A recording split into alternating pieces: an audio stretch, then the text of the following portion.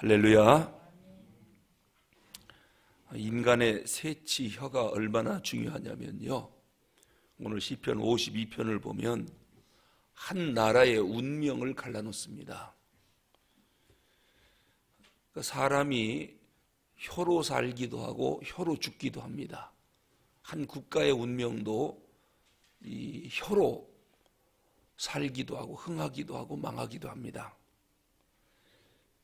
대제사장 아히멜렉하고 85명의 제사장들이 왜 죽었느냐? 도액이라고 하는 사람의 혀 때문에 죽었습니다. 그래서 오늘 다윗이 도액의 혀에 대해서 뭐라고 말하느냐면요, 2절을 한번 보겠습니다. 우리가 혀를 얼마나 중요하게 생각해야 하는 2절입니다. 내 혀가 심한 악을 꾀하여 날카로운 삭도같이 간사를 행하는도다. 그러니까 혀가 날카로운 삭도, 면도칼. 혀가 얼마나 무서운지요, 날카로운 면도칼 같답니다. 이것으로 사람을 죽이는 것입니다.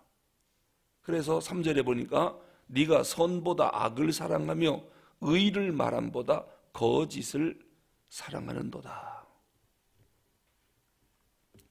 혀로 의를 말해야 되는데 거짓말을 말해서 의인들을 무참하게 죽이는 일을 뭐가 하느냐? 말 한마디입니다. 혀입니다. 그러니까 우리 마음에 선이 들어있는가 악이 들어있는가는 뭘 보면 아느냐면 혀를 통해서 나오는 말을 들어보면 저 사람 속에 뭐가 들어있는지 알 수 있습니다. 마음에 감사와 기쁨이 가득 차 있는 사람은 말끝마다 감사합니다. 감사합니다. 사람을 기분 좋게 만드는 말을 많이 합니다.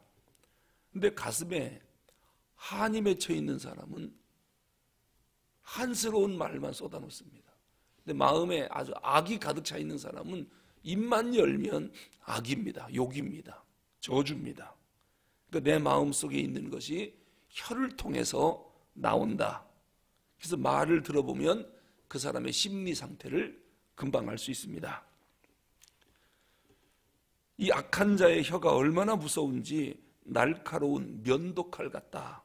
그렇게 다윗이 말을 하면서 이 악한 자의 혀가 두 가지 방면으로 성도들을 공격합니다. 하나는 아주 직접적인 공격입니다. 하나님의 백성들의 잘못을 모두 뒀다가 나쁜 쪽으로 방향을 돌려갖고 무차별 공격을 해야 됩니다. 대답하거나 변명할 기회도 안 줍니다. 그러니까 자기가 나쁘게 생각한 거, 이것이 오해든 뭐든 상관없이 자기 멋대로 하나님의 백성들을 공격해야 됩니다. 이럴 때는 가만히 앉아 있다가 뒤통수 맞는 겁니다. 전혀 그런 의도가 아닌데 자기 멋대로 생각하고 그걸 꽁 하고 있다가 한 번에 악한 입으로 쏟아붓는 것이지요. 자, 이런 악한 자의 혀에 한 번 걸려들면 의인들이 치명상을 입습니다. 전혀 그게 아닌데 말을 그렇게 만들어서 공격을 해버려요. 그래서 큰 상처를 입습니다. 이게 마귀가 쓰는 전형적인 방법입니다. 말로 백성들의 아주 치명적인 상처를 입히는 것이지요. 그 대표적인 예가 요즘 그 인터넷 악성 댓글 같은 경우입니다. 자기 마음에 안 들으면 아주 인터넷에, SNS에 아주 무차별적으로 악한 말을 해댑니다. 그러니까 네티즌에게 한 번 잘못 걸려들면 그걸로 가수든 연예인이든 인생이 끝나버립니다. 그 사람이 그렇지 않은데도 자기 마음에 안 들고 그러면 무차별 공격입니다. 그러면 수많은 네티즌들이 사실 여부를 확인도 안 하고 그런가 보다 하고 다 믿어버리니까 하루아침에 연예인들이 추락하니까 못 견뎌서 그냥 자살해버리는 겁니다. 근데 그게 바로 악한 자의 악성 댓글 하나가 한 연예인의 생명을 뺏어가 버립니다. 얼마나 무섭습니까? 나중에 알고 보면 그게 다 거짓말이었고 악한 자의 음해였어요. 돌이킬 수 없는 이 일을 저지른 것이지요. 자, 이런 방법으로 악한 마귀가 우리를 공격하고, 두 번째로 공격하는 방법은, 이건 진짜 치명적이고 또 무서운 방법으로 공격을 하는데, 차라리 거짓말일지라도 욕을 해버리면은, 욕을 듣는 사람, 욕을 들을 땐 기분이 나쁘겠지요, 의인들이. 그런데 이 도액이라고 하는 사람은 자기가 기분 나쁘다고 자기 말로 다윗에게 욕을 하고 아히도벨 제사장들에게 욕을 했으면 그거로 끝나고 말거든요. 근데 자기가 욕을 안 해요. 어떻게 하느냐? 자기 속에 끓어오르는 이 분노를 누구를 이용하느냐? 사울 왕을 이용합니다.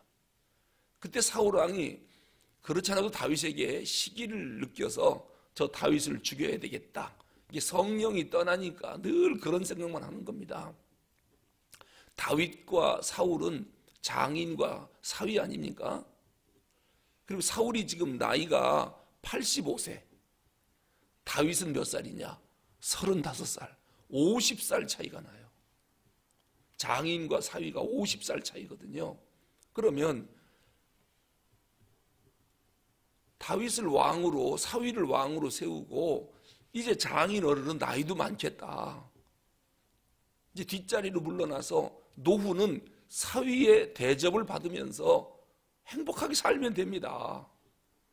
다윗을 좀 도와주고 왕을 잘할 수 있도록. 왕의 장인 어른이니까 얼마나 높은 대접을 받고 또 전임 왕 아닙니까? 그럼 노후가 얼마나 편안하겠습니까? 그런데 나이가 50살 차이가 나는 이 노인네가, 젊은 새파란 사람, 그거를 사울은 천천히요 다윗은 만만이로다. 아니, 자기 사위가 만만이고 자기는 천천히고, 그럼 자녀가 잘 되는 게 듣기 좋지, 자녀가 잘못되면 그게 오히려 더 나쁜 거 아닙니까? 사울은 이걸 못 참는 거예요. 이 마귀가 들어가니까 시기 질투 때문에 저 다윗을 제거해야 되겠다. 그럼 자기 딸 미갈은 평생 과부로 살란 말입니까? 그래서 다윗을 죽이라고 군대를 풀고, 그래도 분이 안 되니까 다윗을 숨겨주는 자는 전부 죽이겠다고 공포를 해버렸습니다. 그것을 에돔 사람 도액이 들은 거예요. 에돔은 이스라엘과 원수지간 아닙니까? 그러니까 이제 도액이 무슨 생각을 했느냐? 자기들끼리 싸워서 자기들끼리 망하는 걸 보려고 하는 거예요. 그래서 부추기는 겁니다. 근데 가만히 보니까 이 돕당에 숨어들어 있을 때 그 돕의 제사장 아히멜렉이 다윗을 숨겨주는 것을 봤거든요. 도액이라는 사람이. 잘됐다. 저것들을 제거하고 싶었는데 제거하는 방법은 사울을 이용하자. 왜요? 숨겨주면 다 죽인다고 왕이 공포를 했으니까. 그래서 이 셋째 혀를 사울 왕 앞에 가서 놀리는 겁니다. 차라리 속상하면 직접 다윗을 욕하고 아히도벨 제사장을 공격하면 그거로 끝나는데, 사울의 그 불붙은 이 분으로 불붙은 그 마음에 기름을 끼얹어버린 겁니다. 그 왕의 정책에 영향을 끼치는 거예요. 그것도 나쁜 쪽으로. 군대를 풀어서 아히멜렉 왕하고 85명 제사장, 그러니까 대제사장이 숨겨줬으니까 전국에 있는 제사장들 다 붙잡아다가 하루아침에 죽여버렸습니다. 아주 살육을 했습니다. 이게 사탄이 권력의 힘을 빌려와서 의인의 씨를 말리는 방법입니다. 한국 기독교를 무너뜨리는 쉬운 방법이 있습니다. 그냥 교회를 향해서 혼자 누구 나쁘다 욕하면은 그거로 끝나고 말아요. 그런데 국가 정책에 영향을 끼쳐버리면 국가에서 정책을 세워버립니다. 지금 중국이 그런 거 아니겠습니까? 내년에 한국 선교사가 4,000명이 지금 활동하고 있는데 내년에 일제히 다 추방시킨답니다. 왜 그럴까요? 국가 정책을 바꾼 거예요. 왜 바꿨을까요? 한국 선교사들이 들어와서 공산주의를 무너뜨릴 가능성이 있다. 누가 셋째 혀를 놀려서 그렇습니다. 중국에 큰 도움을 준다. 그들은 참 필요한 사람이다. 이렇게 말했으면 정책을 그렇게 안 세우거든요. 근데 사탄이 그렇게 말할 리가 없지요. 그래서 지금 어느 때보다도 한국 선교사들이 가장 핍박을 받고 있고 결국 내년에는 다 쫓겨난다는 겁니다. 쫓겨나니까 그렇지. 그 4,000명을 걸어놓고 전부 숙청시키고 사형시킨다고 해보세요. 그런데 사울왕은 쫓아내는 게 아니라 전부 사형시켰습니다. 사탄이 악한 정책 결정에 혀를 사용한 것입니다. 이건 칼날 정도가 아닙니다. 아주 무서운 일입니다. 대원군의 세국 정책으로 복음을 들고 들어오던 선교사들이 수없이 죽었습니다. 지금 양화진에 가면 그 무덤들이 다 그런 무덤들입니다. 왜 대원군은 그렇게 선교사들을 죽여야 했을까요? 서양 선교사들이 이 조선 땅을 양놈들이 와서 정복하려고 그런다라고 하는 이 잘못된 해석이거든요. 오히려 복음을 들고 와 이 어두운 땅에 여명의 빛을 밝혀준다. 저분들은 참 좋은 분들이다. 이런 이야기를 대원군에게 들려줬어야 되는데 미쳐 날뛰는 대원군에게 선교사들에 대한 부정적인 이야기를 마귀가 쫑알쫑알 대니까 문을 굳게 닫고 들어오는 선교사들을 전부 죽이는 것입니다. 국가 정책에 악한 정책에 사용을 하게 하는 것이지요. 지금 사울이 다윗에 대해서 정상적인 상태가 아니에요. 시기심 때문에. 그러니까 지금 도액이라고 하는 사람은 자기는 에돔 사람이니까 어떻게 해서든지 저 이스라엘 백성, 에서의 후손이 에돔입니다. 이스라엘은 이삭의 후손이고요. 그러니까 에서와 이삭은 원수지간이잖아요. 그러니까 저 이삭의 후손들 이스라엘을 어떻게 하루아침에 멸망시킬까? 이게 에돔 사람들의 맺힌 한이거든요. 그래서 그렇다면은 사울 왕의 이글거리는 저 마음을 이용해서 제사장을 죽이자는 것입니다.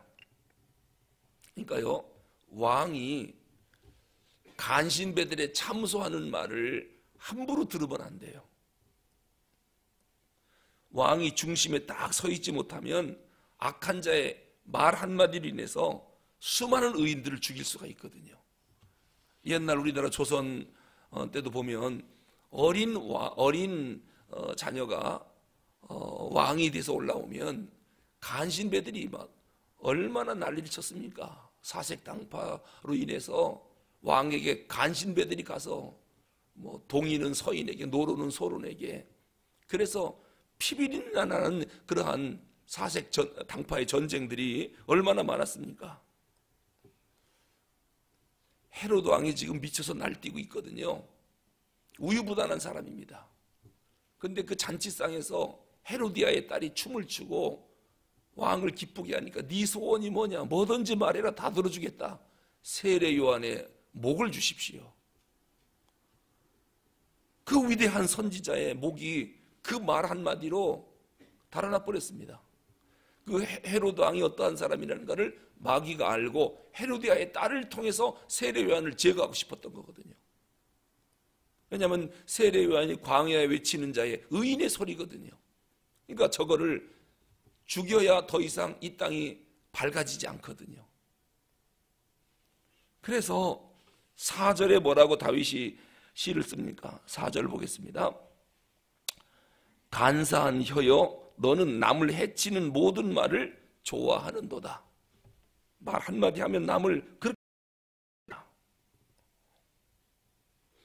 이 독재자가 나라를 통치하는 방법, 이단이 자기 교주로서 그 성도들을 통치하는 방법이 있습니다. 사람은 이상하게도요,